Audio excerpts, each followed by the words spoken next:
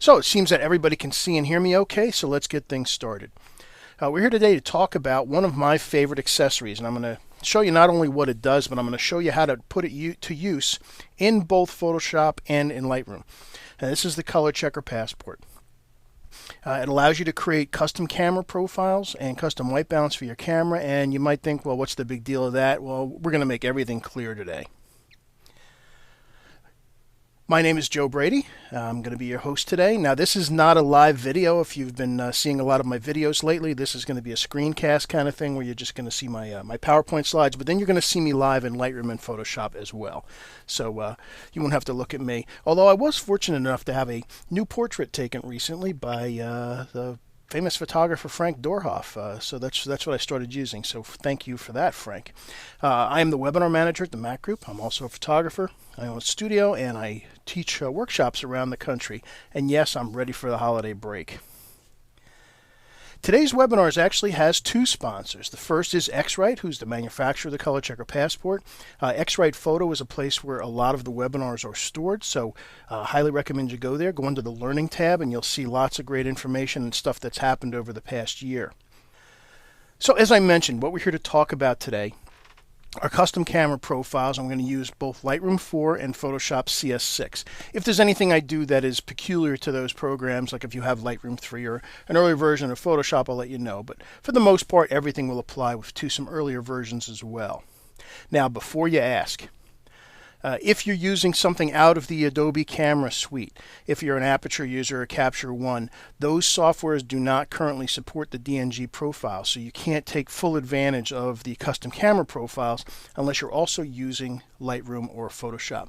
But if you are, then you can still continue to use those profiles going into these other programs. So why do we care about custom camera profiles? Well, I'm sure there's some of you out there that used to shoot film. Remember that stuff?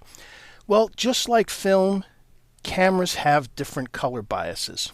For example, I shoot a couple different cameras. I shoot a Canon 7D, which to me produces images that, on its default, even with a custom white balance, have a tendency to be a little bit slightly biased towards magenta.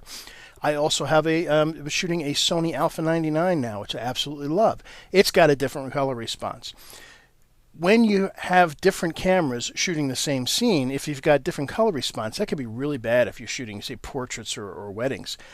And even under different conditions, you might find that one camera shoots one way under daylight, but if you get mixed lighting, it responds differently. Also, some cameras look different under high ISOs. So a custom camera profile is going to give you a reference so that the color under all these conditions on all these cameras is going to be similar. Now let's talk about white balance first, because white balance works with camera profiles. They are not exclusive. You actually have to have both of them. Now, white balance is really important.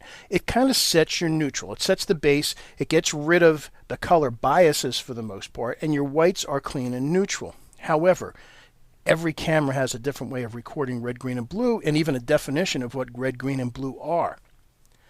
So the difference is, a camera profile has all of these color references. In fact, if you take a look on the chart here, you can see, look at that, red, green, blue right here, CMYK right here, a bunch of colors here that reflect colors that are similar in nature, and as well as a gray ramp.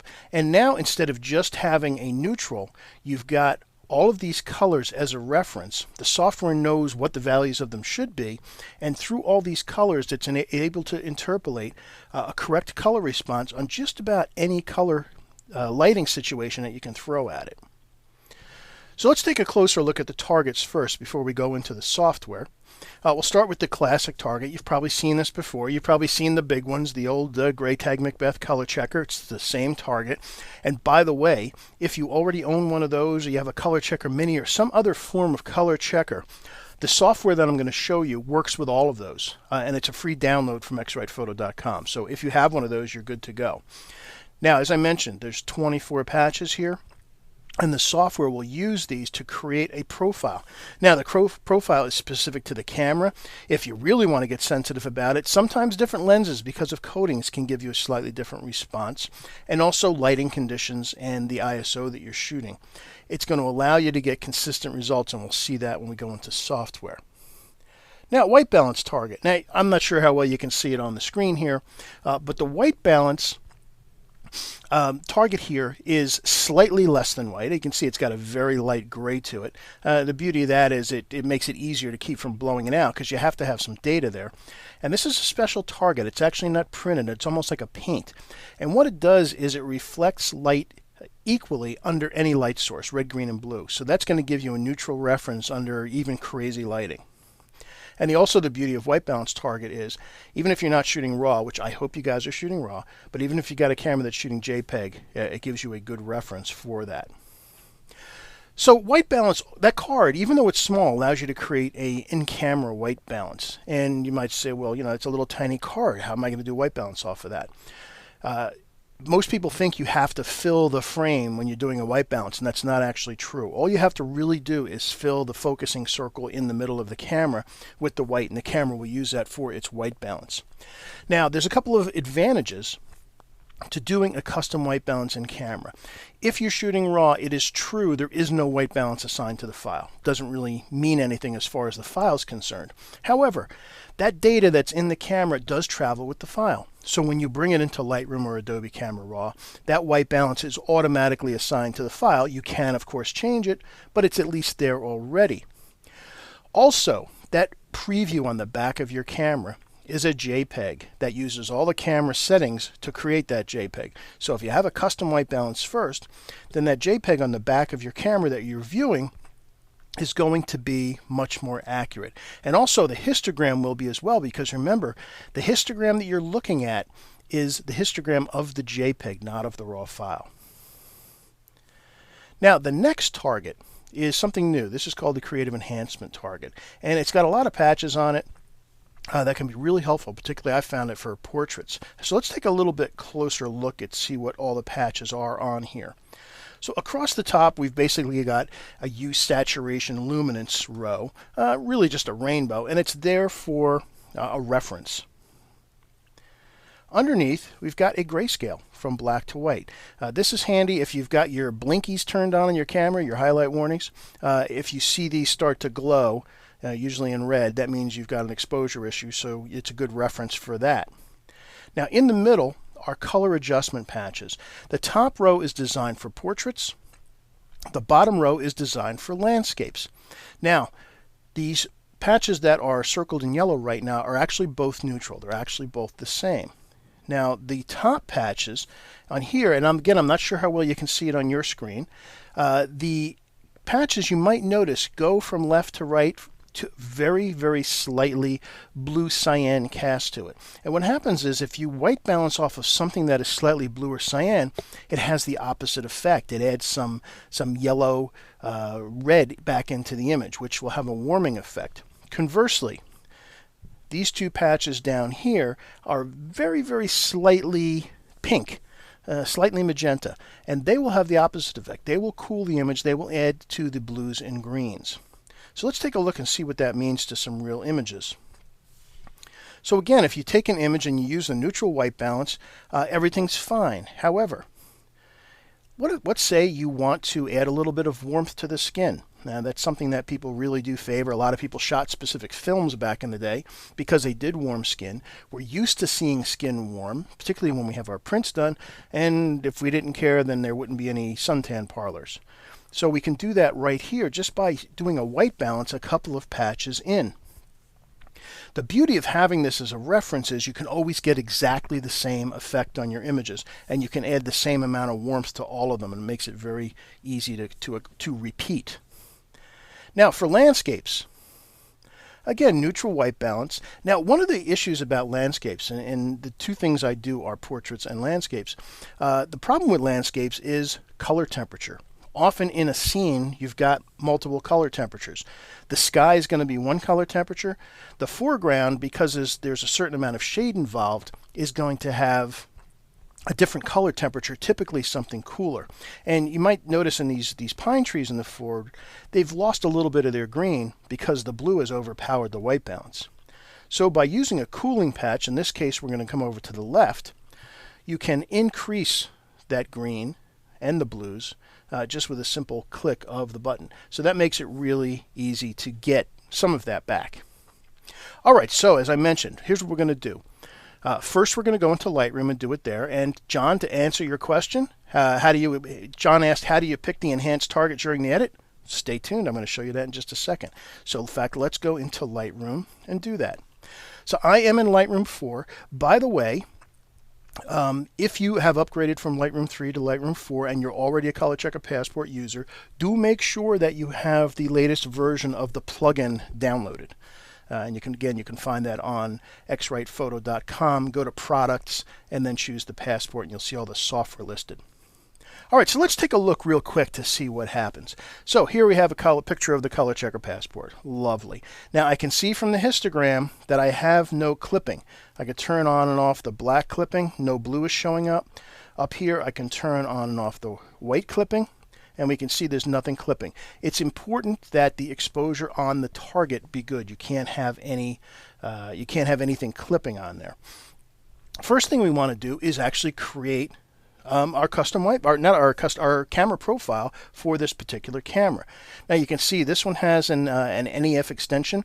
As I mentioned, I'm going to show you lots of different cameras. In fact, I think today I'm going to use images from a Nikon, a Canon, and a Sony. So we'll have everybody covered.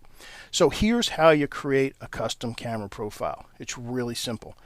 Once you install the software that comes with it, again, it's a free download from X-Rite Photo.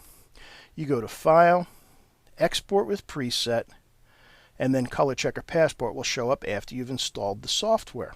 Then you simply give it a name, and I'm going to call it, well, it's Tuesday. I'm going to call it Tuesday Nikon. This is a D3. And click on Save. That's it. That's how complicated it is to create a profile. The software is going to then generate it, and you see it up in the left-hand corner there, say it's processing. Generally takes about 30 seconds or so.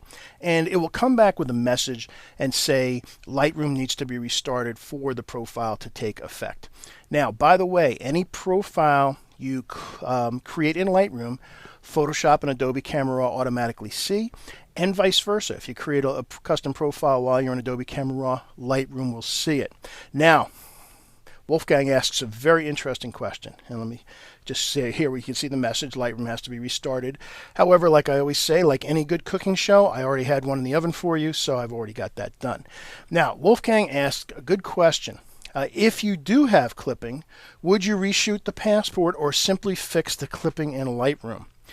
Good question. The answer is you have to reshoot the Passport. Because if you fix the clipping in Lightroom, let's say, for example, let me go ahead and, that's a really good point, because it all has to do with how Lightroom works. Let's make believe I have a lot of clipping. Let's bring this way up and turn on the clipping. Let's see if, oh, this one was well shot, so it's going to be hard. Okay, there we got some clipping there on the target, and you can see some of the red starting to show up. The problem is when you do an edit to Lightroom, you're not actually doing anything to the file until you export it. Let me reset this back. So I can adjust the exposure all I want here, but nothing is actually happening. The only thing that's happening to the exposure is it's changing the preview on the screen. Remember, Lightroom does non-destructive editing, so all of these edits are not actually happening to the file until I export it somewhere. And when I export it somewhere, those adjustments get made to the file. But when those adjustments are made, the file is no longer a raw file. It becomes something else, a JPEG, a TIFF, or a PSD file for Photoshop. So the software, when it's creating the shot of the target, when it goes to look to create the profile, it doesn't care what the adjustments have been. It goes and looks at the raw data. So you do have to make sure that that exposure is correct. Now, white balance. Now, this was just a daylight shot. And I could say, well, daylight, let's see what daylight says. And yeah, it's a little bit pinker. In fact, let me adjust the exposure back a little bit where it belongs. Something about like that. All right, that's all well and fine, but let's do a real white balance. So I'm going to bring up the white balance picker just by hitting the W key. And me personally, I like to use either the second or third target in. I don't like to use the pure white just because sometimes the numbers can get very close to 100%. You do have to have good data. So I'm going to go, this one's got good. You can see the numbers there. I've got 85s or so. So I'm going to click on there, and there's my correct white balance. And you could see a color shift when I did that. But as I mentioned, white balance is just a part of the puzzle.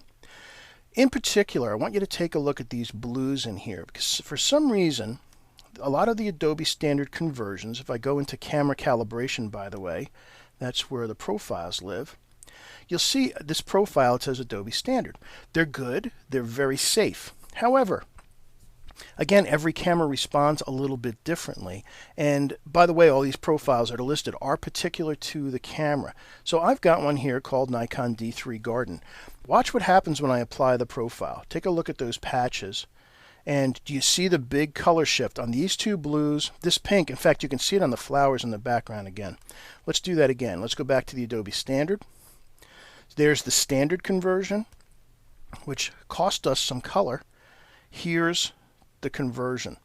So now we've got the correct white balance. And actually, if you had a ColorChecker Passport and held it out in front of you, this is what you're going to get. This is what you're going to see. Your eyes are going to see it this way. I've found that a lot of times the standard conversions seem to lose some blue. For example, let's do the same thing here. Here's the Adobe Standard. Now, purple is one of the toughest colors to shoot. You might find that certain colors just don't respond well. Purples and blues, for some reason, in the standard conversion seem to lose some color. Watch what happens when we apply the profile, the D3 Garden profile, right down here. Watch what happens to the flowers. They get their intensity back, and that's the color the flowers really were. Now, a couple questions here. There's a good question. Now, Kent asked, if you need to reshoot the target, does that mean you need to reshoot the photo you're editing? No, the only thing that's going to actually create your profile is the target shot. After that, you can apply it to all your RAWs, whether they're overexposed or underexposed or not. Now, Joe asked a good question. He said his shoot was 1,000 miles away and he can't reshoot. What do you do then? Well, you just need to duplicate the lighting conditions. So if you were out somewhere shooting and it was sunny out, then you just need to wait for a sunny day, go outside, hold the target in front of your camera and take a shot. If it's your strobes, then you've got those with you, then take a shot. And I'm going to talk a little bit later, a little bit more about how many profiles you're going to want to create. So again, let's do that color patch thing. Oh, I'll show you the color patch thing in a second when we do a skin tone. It'll be easier to see. So again, you can see the difference here. One more time, the profile. Here's the Adobe Standard conversion. Here's our custom profile. Now the beauty of Lightroom is I can take my original target, select all my images, click on Synchronize, and I want to apply the white balance and the calibration, which is also the camera profile, to all those images in that shoot. Click on Synchronize, and the color on all the images bounces back in place. I mentioned purples, blues, and greens, and certain pinks seem to come out a lot. And again, case in point. Now, you can see here, we've got these really bright flowers. Let me make this film strip a little smaller so the image is bigger. So the flowers got a little bit more of their red in. Let me back off a little bit. But what I want you to take a look at is, take a look at the green leaves behind them as I change from the custom profile back to the Adobe Standard. And you can see the flowers lose intensity and the greens lose a little bit too. They got a little bit of blue in them. So again, go to the garden and all the colors come right back into place. It's really an amazing thing and it really is wonderful. John asked a good question. Are the profiles lens specific? You know, can you use one profile per camera? John, I found that for most of my lenses, one profile for each type of light situation is fine. I have seen people create different profiles for different lenses, but I haven't seen enough of a difference to make it necessary. Bob also asked a question, can you set a camera profile in Aperture or NX2? And the answer to that right now, unfortunately, is no. The only softwares that recognize DNG profiles at this point are the Adobe Creative Suite, meaning pretty much anything Adobe does. That's been a battle going on for a couple years. We'll see how that finally pans out one of these days. Let's go to a portrait and we'll take a look and see what happens by using one of the warming cooling patches. So again, here's our target. Lovely. Again, I'm not going to go through the profile creation part again other than to show you. It would just be File, Export with Preset, ColorChecker Passport, and give it a name. Again, I had already done this. This was my speed lights with a Canon 7D. I created that before we started. So again, let's take a look at this. Let me fit this one in. It's my friend Vinny here. So again, let's apply the profile to the image. In fact, I will zoom in on the target again. Let me bring my navigator back up. Let's put the target in here. So again, let's take a look at the Adobe standard versus the actual profile we created. And again, it was speedlights. See, so I called it 7D speedlights. By the way, notice all of those Nikon profiles that we just saw for the D3 are gone. The software recognizes which camera shot the image, so you only get profiles that are for that particular camera that show up there. So I apply the speedlight one, and let me back off again. Let's do Adobe Standard, and let's see if I see a difference again with speedlights. All right, and this one, it's very subtle. Let's check the white balance. So I've got my custom white balance. Well, that was quite different. In fact, let's go back to the as shot there.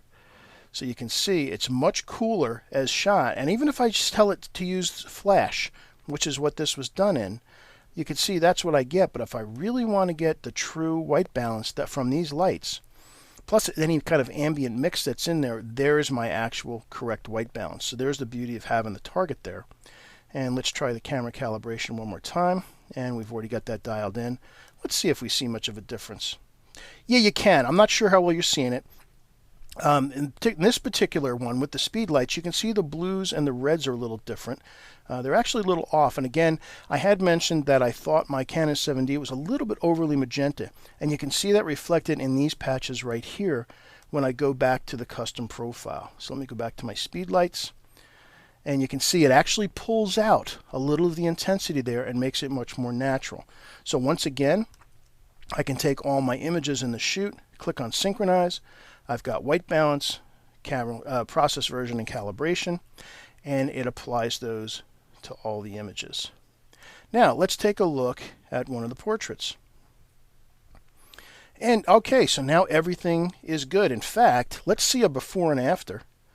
Let me make the screen bigger. Let's hit the Y key in Lightroom, and you can see the before and after, the raw shot versus the profiled and white balanced one, how much better the color is. But that's not all. Remember I mentioned about the warming and cooling patches. Well, let's say I do want to make a little bit more warmth in here. So let me zoom in. This time I'm going to zoom in on the enhancement target so you can see.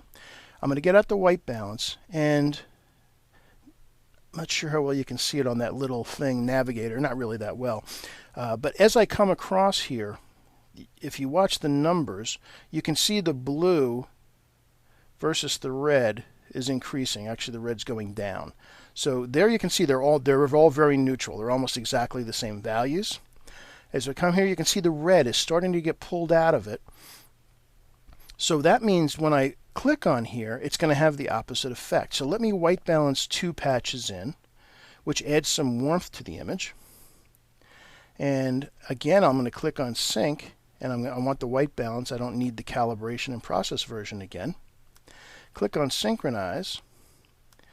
And now when I go to my portrait, I've got a warmer version. And with this new white balance. So let's take a look at the before and after again. So we've got a little bit warmer skin tone. It really makes for a nice print.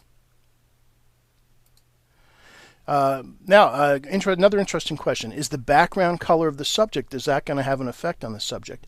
Well, if it's something that actually is reflecting and is going to have some spill on the subject, say you're shooting a green screen, then yes, there is. Let's see. Another question is there any advantage to setting the profile in camera raw versus DNG? So let's clear that part up. When you bring your images into Lightroom, you have an option of bringing them in as DNGs or RAWs. Is it necessary to convert them to DNGs? The answer to that is no. And you might notice here, all our files are the original RAW files. There are some people that preach converting to DNG. If you're not familiar with DNG, it's just Adobe's kind of raw standards that's supposed to work across all different cameras. That said, I shoot a lot of different cameras, as you can see here. So to me, not leaving the original RAW file is an advantage because I get to see from the extension on the list right here what camera shot it. If you only shoot one camera, you might want to go to DNG. It's really a personal preference. There are some technical advantages to going DNG, but again, a little bit beyond the scope for today's talk. A couple other questions. So someone said, Alessandro asked, you don't have to do any edit to the passport picture before creating a faithful profile? And again, the answer is no, because remember, any edits in Lightroom aren't actually happening to the file. The passport software is looking at the raw data. Now that said, what if your white balance was really off? Well, it doesn't really matter because the software is smart enough to know how to find the target, and you're going to see that when we go into Adobe Camera Raw. It knows how to find the target, and once it orients the target, it knows which of these patches should be neutral. In this case, this entire bottom row should all be neutral values, and when it creates a profile, it's doing that behind the scenes, so you don't have to do that. Okay. Somebody mentioned the audio is having an issue. Anybody having any audio issues? No? Okay, no. Now, Bob asked a good question. Bob says, I assume if our monitor is not calibrated, we may see different colors than what I'm seeing. Well, absolutely. We're not talking calibration today, but really good point. Before you do any of this, any editing in Lightroom or Photoshop or really anywhere else, if you're not working on a calibrated monitor, then what you're seeing is going to be a guess. Your monitor has to be calibrated first if you're going to be doing any serious editing. Another good question is, what do you do if you've got rapidly changing light conditions during the shoot? Now, I'm going to assume something you mean like maybe it's a partly cloudy day and the clouds are coming in and out. When that kind of thing happens, what's happening is the color temperature of the light is changing. The white balance is changing, but the color spectrum is not. And what that means is daylight is daylight. It's putting out the entire light, but the color temperature may change because certain colors are getting filtered out. You need a different profile for different types of light. For example, daylight, tungsten, fluorescent, and strobes. You can do one for both sun and shade as well, because when you get clouds over, it's starting to filter out certain colors, and the profile will bring that back.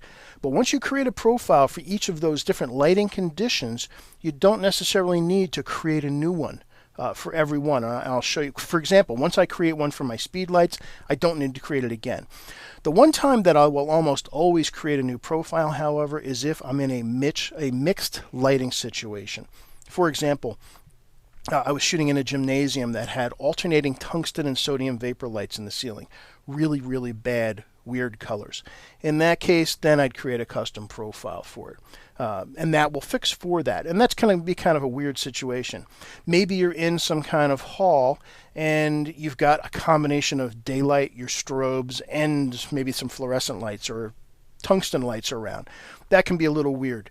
In that case, what you're going to need to do is, as any photographer too, if you're shooting a wedding, is you got to do a profile or take a target shot near where the bride's going to be, because we all know that the bride's what's important, right? Right. Okay. I know a couple of you mentioned I was having some audio issues. For some reason on this system, if I drag a slider and talk at the same time, it doesn't like it. So let me know. All right, let's see. Anything else before we move along? Okay. Oh, yes, and somebody did mention that the latest ColorChecker Passport plugin is still dated 2011. Yes, that hasn't really changed. Jim also asked, does this work with Lightroom 3? And the answer is yes, it does. So Lightroom 3 is okay as well. Okay, let's move on.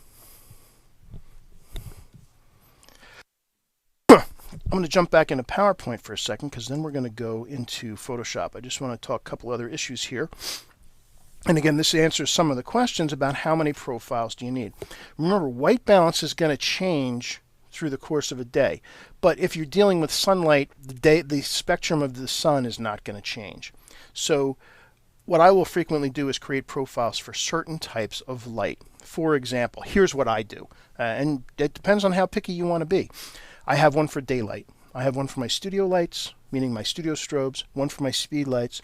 I will do one if I'm under fluorescent lights, under tungsten lights, and under mixed lighting conditions. Also, and I don't usually do this, but I know some of you do, if you need to shoot at really high ISO, like 1600 or above, you may want to create another profile for that because your camera may respond differently. Now, generally for me, every time I do a shoot, I will take a shot of the target, just because it's a reference. I don't have to go looking for it in case I happen to be in another catalog or my images are on some other drive.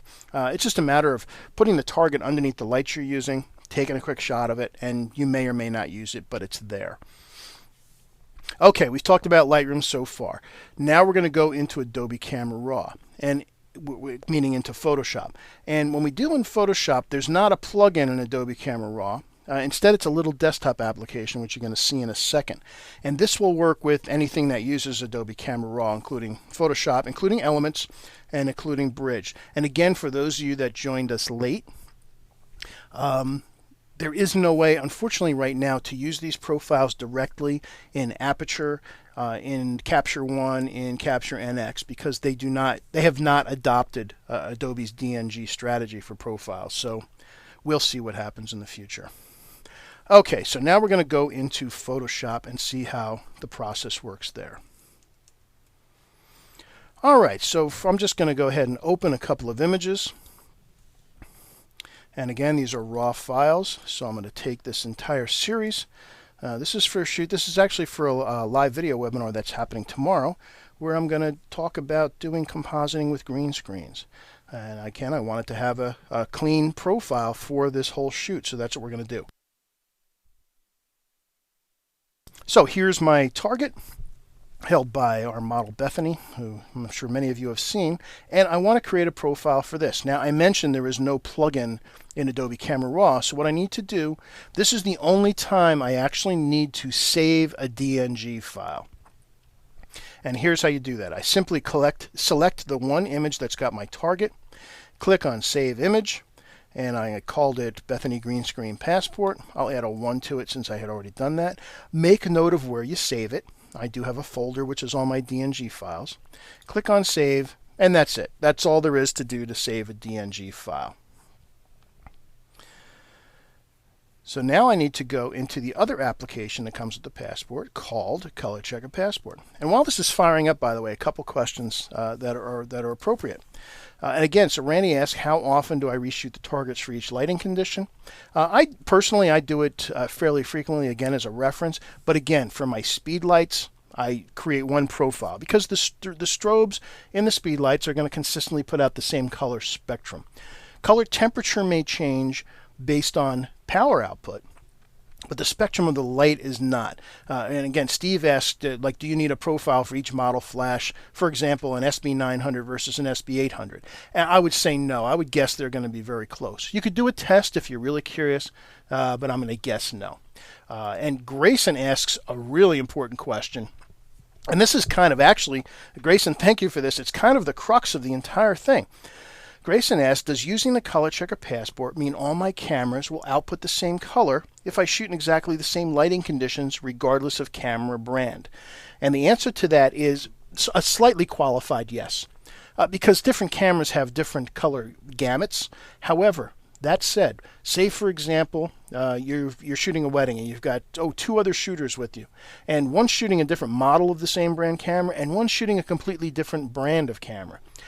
If everybody has a profile for their camera, when you then go to process the image, since they all have the same target as a reference with those same red, green, blue, CMYK, etc., then what's going to happen is the color response for each of them is going to match extremely closely. And I'm going to show you a series of images at the end where I shot the same model, same scene, same lighting with 2 different brands of cameras, and you're going to see the color response is practically identical. So yes, that is really the point of this. Okay, so here's the ColorChecker Passport software. So you can either drag an image, or I'm just going to click Add Image under File. Let me go to my DNG folder, and here's the Bethany Green Screen Passport we just got, and it's going to load the image, and what it's going to do is look for the target. And this is where I mentioned it's going to see where the target lies in the image, because it knows it can find those markings on the target. And it also, again, doesn't care about any edits you had done previously because they're not really applied to a raw file. When you do edits, there are no changes actually made to the raw file. They don't actually happen until you actually export the file. So this is a big file. This is shot with the Sony Alpha 99, which is a lovely camera, 24 plus megapixel, full screen, full size, so I love it. So here's the image. Lovely. Now, if by chance you had a finger slightly in the way, which you shouldn't do, but if you did, you can grab these little green points and move it over, or if you had a smudge or something like that. But try to have a clean shot of the target. Simply at this point, all you do is click Create Profile, give it a name. In this case, it finds the camera name. I'll leave it that way because I have another one saved. And you click on Save, and it generates its profile. Now, by the way, you notice up here it says Dual Illuminant DNG. What this allows you to do is to create sort of what would be a master profile. You take pictures of the target under two different lighting conditions, say daylight and tungsten, load them both in, and the software will create a profile that will act as a master and work pretty closely under any lighting condition. Now, is it as accurate as having a custom profile for that specific lighting condition? No, but it's a lot better than not using a profile. Okay, so we see our message says the profile has been created. Applications using this may need to be restarted. What they're talking about is Lightroom. Photoshop and Adobe Camera Raw do not need to be restarted. So I can quit this now because we now have a profile for this image. So again, if you're not familiar, if you're not an Adobe person, if you're not a Photoshop person, Adobe Camera Raw has all of the same controls that we just saw when we were in Lightroom. They're just in different places. So I come up to the white balance picker and I can pick my white balance here. And camera profiles are over here under this little picture of a camera. So if I click on there, you see here's our friend, the Adobe Standard. But if we click on there, here's the one we just created. And when we click on this, watch what happens to the image. See the big change? Both the green in the background and the blues changed, where most of the other colors stayed pretty close. So this camera has a different kind of bias according to the Adobe Standard. So again, here's the standard. Take a look at these blue patches in particular. We apply the profile. You can see these three blues, this pink, magenta, and the green in the background are changing a lot. Once again, just like when we were in Lightroom, I can select all of these images, click on Synchronize, and let me just select none for now.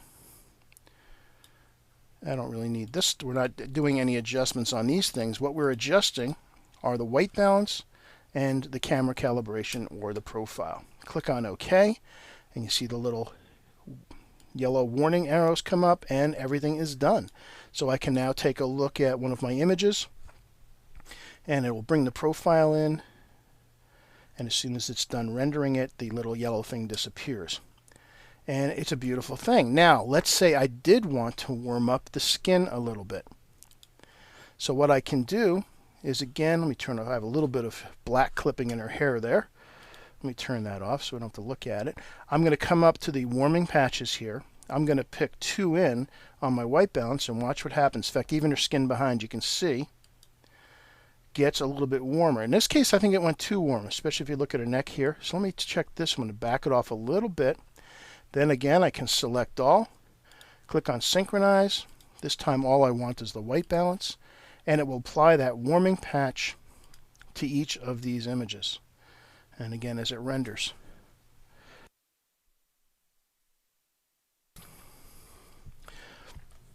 So a couple other questions. A couple actually asked the same exact question. And that, do you need a different profile for various light modifiers on strobes? For example, a beauty dish or a softbox, etc. Good question. I'm not sure if the profile is going to change. I haven't tried to do different profiles for different light modifiers. There's no reason it should, because the spectrum of the light is not going to change. That said, the color temperature may change, particularly if you're using a softbox, because depending on the age of your softbox, your diffusing panel may have yellowed a little bit, which is going to change the color temperature. It's not going to change the spectrum of the light. So again, another way I can put this is, is the white balance is going to set your color temperature. The profile is going to orient all the colors within the spectrum of that light. So that's why the two of them work together. So again, in that case, if you have a softbox that's got a little bit of a yellow tinge to it, then that's going to change the color temperature but not the spectrum. So you could use the same profile, but you would have a different white balance. Now, and for those of you that are lucky enough to have one of those new the Wacom tablets with the screens built into them, the question is, do they need to be calibrated as well? And the answer is, if you're going to use it for judging color, then the answer is yes. You've always got to calibrate whatever your display is, or you're guessing. All right. Again, David asked a question again. I know some of you joined us late. If you're using Capture One, there is nowhere to create a custom profile because it does not yet use DNG profiles. I don't think. I have to check on the latest version. They may have changed it. I'm not sure. But you can do your profiles in Lightroom or Photoshop and then bring your images back into Capture One. All right, so we're just about getting close to out of time. Let's finish up and cover a last little bit of pieces. Let's say you're a JPEG shooter. For shame. So sad. The problem with JPEGs is that all of the information, the white balance, the profile, all of that stuff is built into the image and it stays there. And on top of that, it's an 8-bit file. So what ends up happening is if you need to do any serious edits, you're going to start to cause a lot of damage to the data. And when you start printing larger prints, you're going to find you're going to get noise, you're going to get artifacts, and you're going to have trouble with banding, particularly in skies. If you're shooting JPEG, you can at least use the white balance target to do a custom white balance first before you start shooting, because that's going to get your JPEG a lot closer to a perfect image. Also, the creative enhancement target, those warming and cooling options that you've got for the skin tones would still work.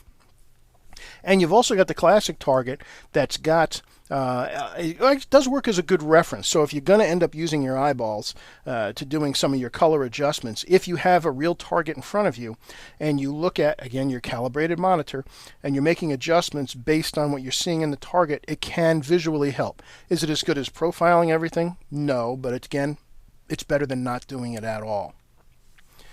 So let's kind of summarize up what we've seen. First of all, white balance. It's really important. But what white balance does is it sets your base temperature. It does not then tell the camera where it needs to be as far as all the different red, greens, and blues. We also saw that in both Lightroom and in Adobe Camera Raw, the standard Adobe conversions cause some color tonality and saturation loss because they are kind of playing it safe.